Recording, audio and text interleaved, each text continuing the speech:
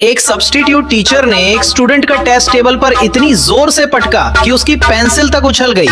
फिर उसने गुस्से में कहा, 12 मिनट में परफेक्ट स्कोर, ये मुमकिन नहीं है, सच बताओ तुमने किससे नकल की है। लेकिन स्टूडेंट ने शांत होकर कहा कि उसने किसी से कॉपी नहीं की, क्योंकि उसकी माँ खुद टीचर हैं और वो घर पर रोज उनसे पढ़ाई करता है। टीचर ने उसकी बात मानने के बजाय उसे सबके सामने झूठा साबित करने की कोशिश की और कहा कि ऐसे बहाने हर चीटर बनाते हैं। स्टूडेंट ने चुनौती दी कि वो यही सबके सामने टेस्ट चेक कर सकता है, लेकिन टीचर ने इसे मजाक समझकर मना कर दिया। फिर उसने टेस्ट उठाया और पूरी क्लास को दिखाते हुए कहा कि इसे 20 में से 20 मिले हैं, जबकि बाकी सब अभी मेहनत कर रहे हैं। इसके बाद टीचर ने शक में उसका बैग जमीन पर खाली कर दिया, लेकिन उसमें सिर्फ पेंसिल और घर की चाबियां मिली। फिर भी उसने हार नहीं मानी और बिना सबूत के उसे 0 देने की तैयारी करने लगा।